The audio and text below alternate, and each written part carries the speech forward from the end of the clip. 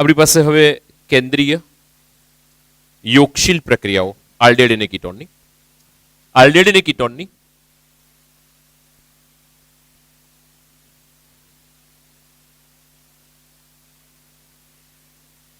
કેન્દ્રીય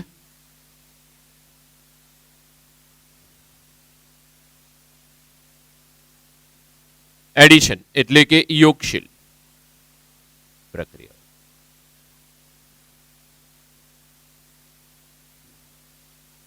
આપણી પાસે ન્યુક્લિયોફિલિક સબસ્ટિટ્યુશન રિએક્શન.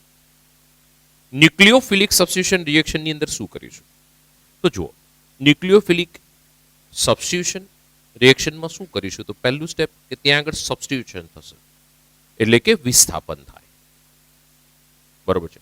અને બીજી જે છે એ એડિશન છે. એડિશન થવું ઇટ મીન્સ કે ઉમેરાવું. દ્વિબંધ છે ત્યાં આગળ યોગશીલ થવું એટલે કે એડિંગ થવું, ઉમેરાવું. દ્વિબંધ છે એ તૂટવો, એકલબંધમાં કન્વર્ટ થવું. તો આપણી પાસે યોગશીલ પ્રક્રિયાની અંદર જોઈએ તો આ આપણી પાસે ધારો કે કોઈ પણ બી આલ્ડીહાઇડ કે કીટોન ઇન શોર્ટ કાર્બોનિલ સમૂહ છે. એ બરાબર કે આલ્કાઇલ લઈ લો, બી બરાબર એચ લઈ લો તો આલ્ડીહાઇડ, બંને આલ્કાઇલ લઈ લો તો કીટોન. આપણે જોઈએ છીએ કે સિગ્મા બંધ છે, પાઈ બંધ છે, એટલે તરત જ અહીંયા આગળ ધ્યાન રાખીને આપણે લખી દઈશું સંકરણ કયું હશે કાર્બનનું તો કે sp2 હશે. sp2 સંકરણ એટલે કે સમતલીય ગોઠવણી થાય ને ભાઈ, ત્રિકોણીય સમતલીય, બરોબર છે. બંધ કોણ કેટલો થાય? 100 બંધ કોણ કેટલો થશે? 120 120. સમતલીય રચના થઈ ગઈ. હવે જ્યારે આની ઉપર ન્યુક્લિયોફાઇલ એટેક કરે,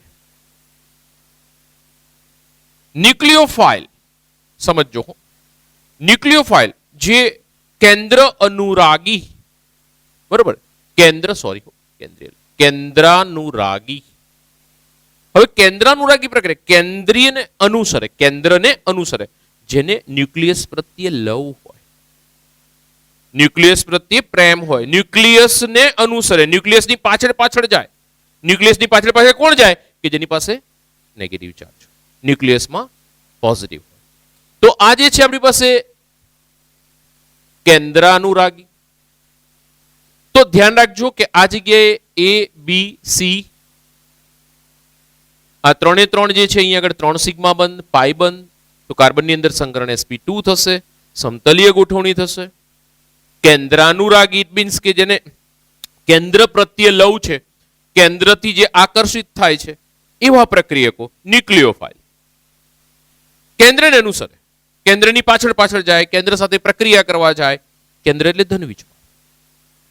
તો અહીંયા આગળ ધનવીજ ભારિત કાર્બન ક્યારે બને તો હવે તમે સમજો. આની વચ્ચે જ્યારે પાઇબંધ છે, પાઇબંધ તૂટે ત્યારે પાઇબંધના મધ્યના ઇલેક્ટ્રોન કોણ લઈ જશે? ઓક્સિજન કે કાર્બન? ઓક્સિજન લઈ જશે, નેચરલ છે. પાઇબંધ તૂટ્યો, ઓક્સિજન વિદ્યુત ઋણતા વધારે છે. ચલો આ સી સાથે એ એમને એમ રહેશે, બી એમને એમ રહેશે, પાઇબંધ તૂટ્યો O-.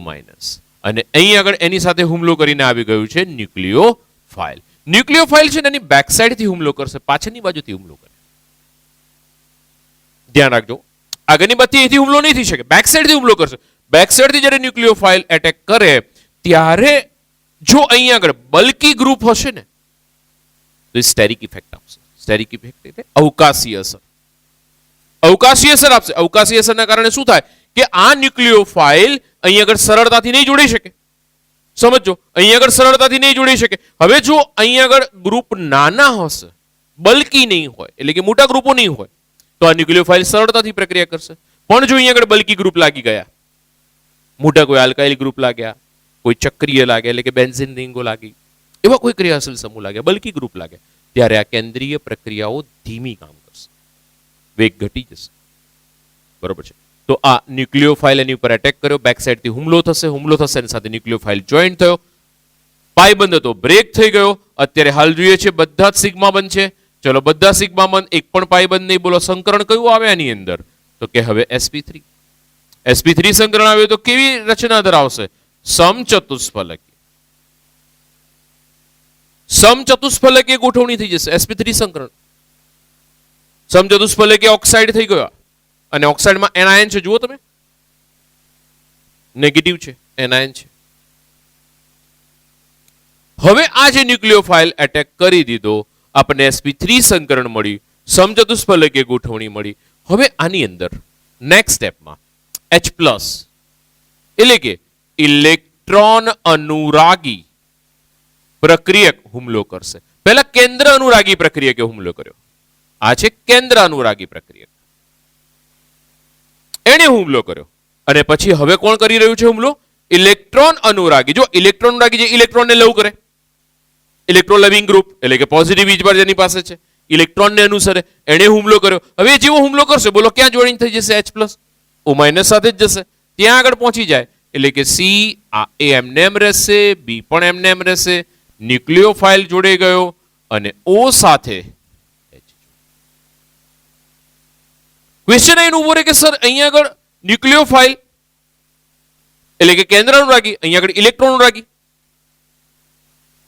તો આ જે નિપજ મળે, આ જે પ્રોડક્ટ હશે, આ જે આપણને પ્રોડક્ટ મળી ગઈ, આ પ્રોડક્ટ છે R કે S કોઈ પણ બી વિન્યાસ ધરાઈ શકે, યાદ કરો. બરોબર છે. બીજી વસ્તુ, અહીંયા આગળથી જ્યારે બી પ્રક્રિયા થઈને આપણને નિપજમાં ત્યાં આગળ મળશે ત્યારે સંકરણ બદલાઈ ગયું, sp3 થઈ ગયું.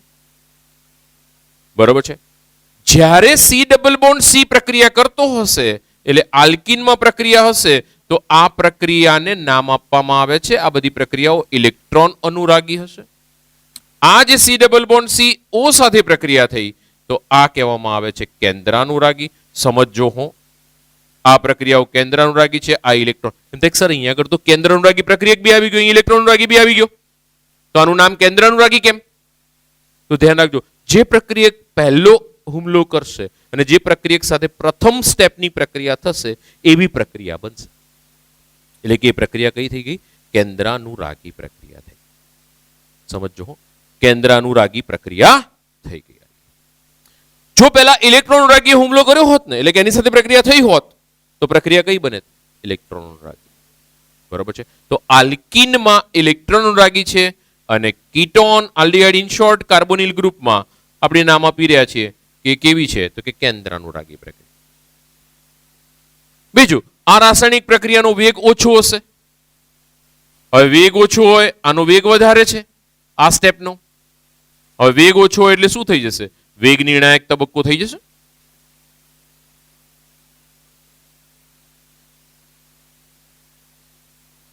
બંનેમાંથી કોણ વેગ નિર્ણાયક તબક્કો? પ્રથમ તબક્કો. તો આ આપણી પાસે આલ્ડીહાઇડ અને કીટોનની કેન્દ્રાનુરાગી યોગશીલ પ્રક્રિયા. હવે પહેલો પ્રક્રિયક કેન્દ્રાનુરાગી યોગશીલ પ્રક્રિયાની અંદર આપણે પ્રક્રિયા કરવા જઈએ છીએ તો C ડબલ બોન્ડ O જો અહીંયા આગળ બલ્કી ગ્રુપ જોઈન નથી થતા, સિમ્પલ આલ્કાઇલ છે, ધારો કે આ ને હાઇડ્રોજન, તો આલ્ડીહાઇડ થઈ ગયો. તો આની સાથે પ્રક્રિયા, બીજું આની સાથે પ્રક્રિયા, ત્રીજું આની સાથે પ્રક્રિયા, ચોથું આની સાથે પ્રક્રિયા.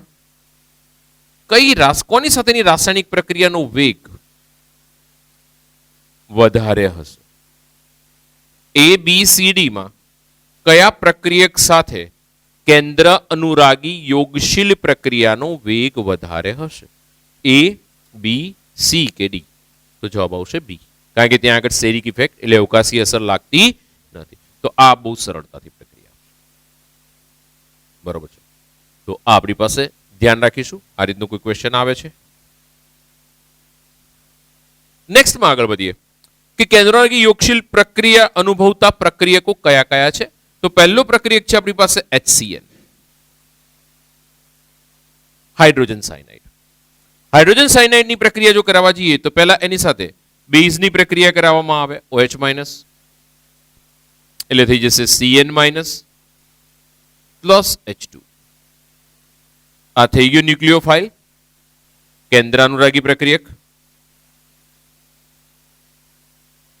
ધ્યાન રાખજો, આ કેન્દ્રાનુરાગી પ્રક્રિયક હવે આપણી પાસે આલ્ડીહાઇડ કે કીટોન કંઈ પણ બી લઈએ એની સાથે હુમલો કરશે. આપણે ધારો કે RCH ડબલ બોન્ડ O, આની સાથે Cn ઉમેરી દઈએ, HCN ઉમેરીને બેઝ લખો તો વાંધો નહીં, Cn ઉમેરીશું. ધ્યાન રાખજો, સામાન્ય પ્રક્રિયા શું થશે પહેલા? એટલે કે ન્યુક્લિયોફાઇલ આની ઉપર એટેક કરશે. બોલો કઈ બાજુ એટેક કરે? બેક સાઈડ પર, પાછળથી હુમલો કરશે. પાયબંધ તોડશે, પાયબંધ તોડશે.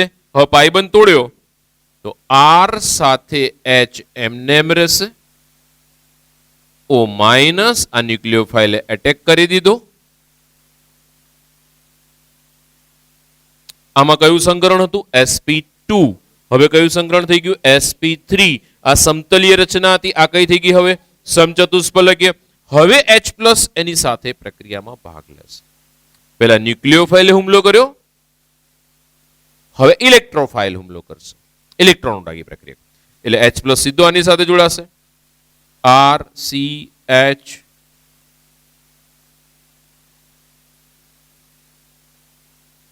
તો આ આપણી એક સામાન્ય પ્રક્રિયાની ક્રિયાવિધિ થઈ ગઈ કે ભાઈ આ ધ્યાન રાખીશું કે આ રીતે પ્રક્રિયા થશે કે પહેલા કોણ દાખલ થશે?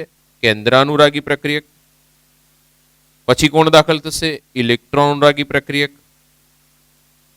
આ રીતની પ્રક્રિયા થશે. હવે આપણે બંને એક જ સાથે એક જ તબક્કામાં બતાવીશું. પ્રક્રિયકો આપણી પાસે પહેલા લઈ લઈએ. હવે CH3 ધ્યાન રાખજો, ઇમ્પોર્ટન્ટ પ્રક્રિયા. હવે CH ડબલ બોન્ડ O. ચલો હવે HCN ઉમેરી દઉં છું. બેઝિક માધ્યમમાં પ્રક્રિયા થશે. CH3 H double bond O છે, બંધ બ્રેક થશે. ઓક્સિજન પાસે આવી જશે હાઇડ્રોજન અહીંયા આગળથી.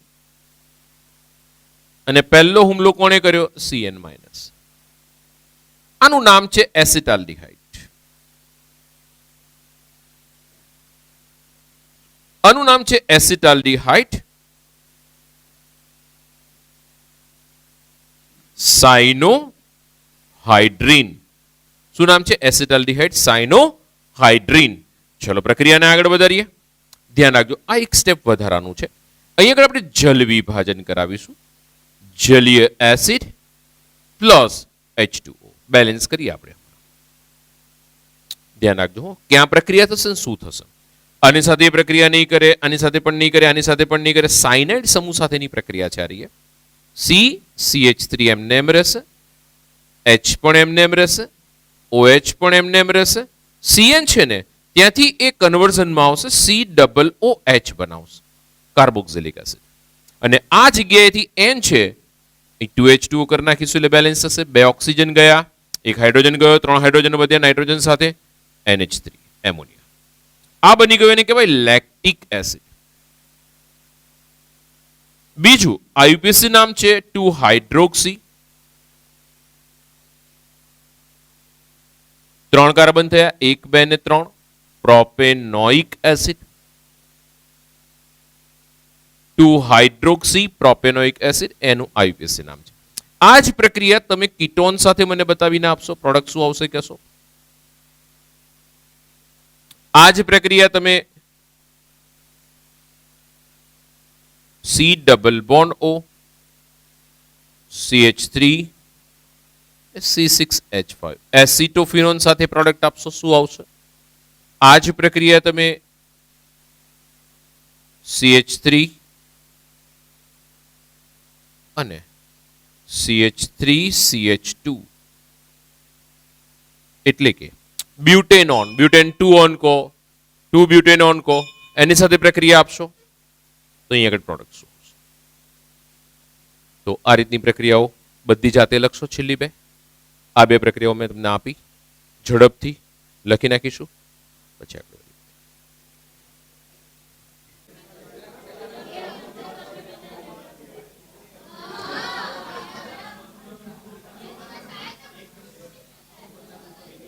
NaHSO3 સાથેની પ્રક્રિયા. સોડિયમ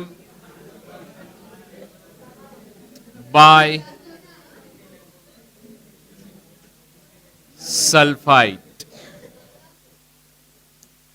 સોડિયમ બાયસલ્ફાઇડ સાથેની કેન્દ્ર અનુરાગી યોગશીલ પ્રક્રિયા. થોડી પાસે પહેલો પ્રક્રિયક લઈએ. R સાથે H, આલ્ડીહાઇડ, એની સાથે NaHSO3 ઉમેરી દઈએ. સોડિયમ બાયસલ્ફાઇડ, આલ્ડીહાઇડ,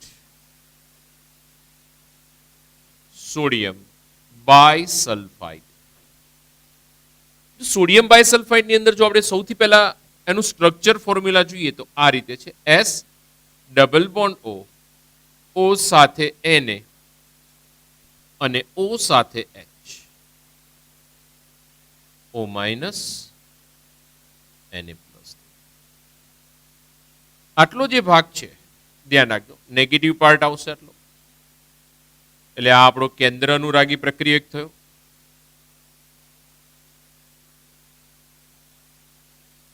આ વખતે કેન્દ્ર અનુરાગી પ્રક્રિયક બલ્કી છે એટલે કે મોટું છે, અને આ કેન્દ્ર અનુરાગી પ્રક્રિયક જ્યારે આલ્ડીહાઇડ કે કીટોન સાથે પ્રક્રિયા કરવા માટે જાય ત્યારે સૌથી પહેલું સ્ટેપ કે આલ્ડીહાઇડ અને કીટોનની અંદર R C H ડબલ બંધ છે ને બ્રેક કરી નાખો.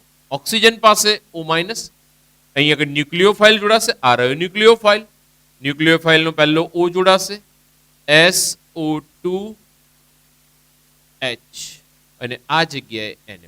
ક્રિયાવિધિ સમજો, ક્રિયાવિધિ સમજો. આ આપણી પાસે જે બની ગયો કેન્દ્ર અનુરાગી પ્રક્રિયક છે. કેન્દ્ર અનુરાગી પ્રક્રિયક સીધો જોડાઈ ગયો, Na+ છે સીધો O- સાથે જોડાઈ ગયો, આ ઇન્ટરમીડિયેટ પ્રોડક્ટ થઈ. હવે શું થાય છે તો કે પ્રોટોન સ્થાનાંતર થશે, એટલે આ જગ્યાએથી પ્રોટોન આ જગ્યાએ આવે અને Na+ છે એ ઉપરની તરફ જશે, એટલે કે પ્રોટોન સ્થાનાંતરની પ્રક્રિયા થશે, H+ સ્થાનાંતર. જો H+ સ્થાનાંતર થાય એટલે કે CrHOSO2 Na અને આ જગ્યાએ O સાથે નામ આલ્ડીહાઇડ, લાસ્ટ પ્રોડક્ટનું નામ આલ્ડીહાઇડ. બે નામ ભેગા કરો, બે નામ ભેગા કરશો ને એટલે થઈ જશે આલ્ડીહાઇડ અને સોડિયમ બાયસલ્ફાઇડ, બંનેને જોઈન કરી દો એટલે એનું નામ, પ્રોડક્ટનું નામ આવી જશે એસિટાલ્ડીહાઇડ સોડિયમ બાયસલ્ફાઇડ. એસિટાલ્ડીહાઇડ હોય તો એસિટાલ્ડીહાઇડ, કીટોન હોય એટલે કે એસિટોન હોત તો એસિટોન સોડિયમ બાયસલ્ફાઇડ. બરોબર છે? તો આલ્ડીહાઇડ સોડિયમ બાયસલ્ફાઇડ આપણી પાસે પ્રોડક્ટનું નામ હશે. પ્રક્રિયક લઈ આવે CH3 CH double bond O NaHSO3 સાથેની પ્રક્રિયા.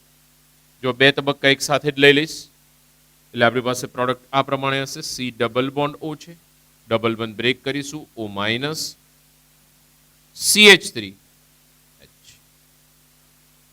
અહીં આગળથી H છે, બે તબક્કા એક સાથે લઈ લઉં છું એટલે H અહીં આગળ પ્રોટોન સ્થાનાંતરની ક્રિયા આપણે બતાવી દઈશું, અને OSO2 Na પ્રોડક્ટનું નામ છે એસિટાલ્ડીહાઇડ સોડિયમ બાયસલ્ફાઇડ. આ છે સોડિયમ બાયસલ્ફાઇડ.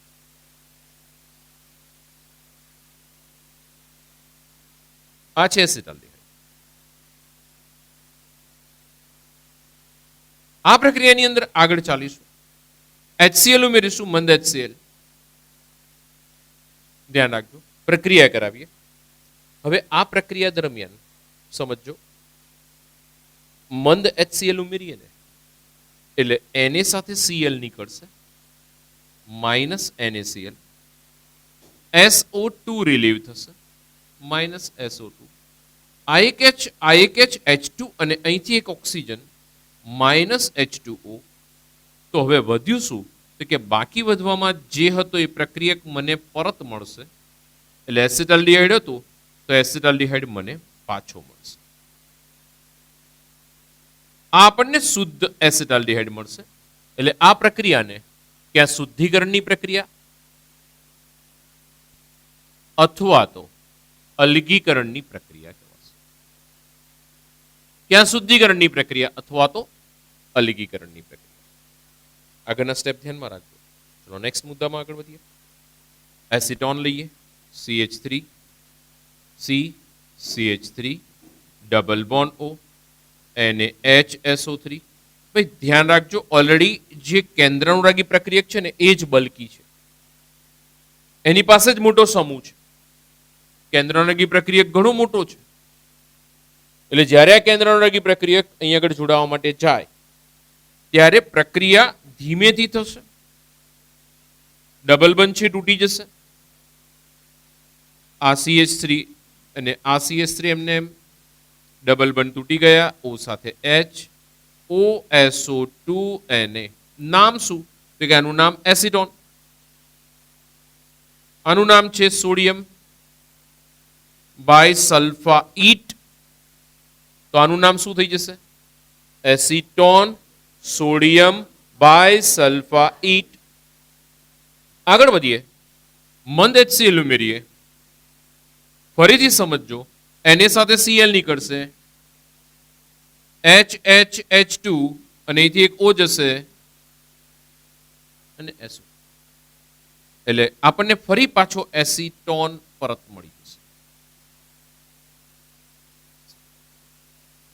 કે જે શુદ્ધ સ્થિતિ, અશુદ્ધિ દૂર. એટલે આ પ્રક્રિયાને શુદ્ધિકરણ પણ કહેવાય છે. હવે જો આપણે એસિટોનમાં આગળ વધીએ છીએ અને વધારે બલ્કી ગ્રુપ લઈએ, પ્રક્રિયા પૂર્ણ કરવા માટે ધ્યાન રાખજો. અહીં આગળ ધારો કે આપણી પાસે જુઓ, કાર્બનની પાછળની બાજુ ન્યુક્લિયોફાઇલ હુમલો કરે, આપણે હમણાં જ કીધું. હવે પાછળથી હુમલો કરે, પાછળ જ બલ્કી ગ્રુપ થઈ ગયા, જુઓ મોટા મોટા ગ્રુપ થઈ ગયા. એટલે અવકાશી અવરોધ અહીંયા આગળ આવશે, અવકાશી અવરોધ આવશે. એની સાથે આપણી પાસે આ જે ન્યુક્લિયોફાઇલ છે ને, NaHSO3, એ બી મોટું ગ્રુપ છે, એ બી બલ્કી ગ્રુપ છે. હવે આ બલ્કી ગ્રુપ જ્યારે આ બલ્કી ગ્રુપ ઉપર હુમલો કરવા જાય ત્યારે રાસાયણિક પ્રક્રિયા આગળ વધતા થશે. ઘણા બધા આપણે કે ઉત્સાહીઓ હોય ને, કોમ્પિટિટિવ એક્ઝામમાં પૂછાય કે ભાઈ આ પ્રક્રિયાનો જવાબ આપો, એટલે ઉત્સાહી હોય ને એટલે પાછો જવાબ લખે. ધ્યાન રાખજો, પ્રક્રિયા જ નહીં થાય, પ્રોડક્ટ નહીં મળે. કારણ કે જુઓ, આ એક બલ્કી છે, મોટું ગ્રુપ છે, એની પાસે પોતાની અવકાશીય અસરો છે, બસ સ્ટેરિક ઇફેક્ટ છે. એ જો આની પર હુમલો કરવા જાય છે, એની પોતાની સ્ટેરિક ઇફેક્ટ છે, આની પણ લાગશે. એટલે પછી આ એની સાથે પ્રક્રિયા કરી શકતો નથી.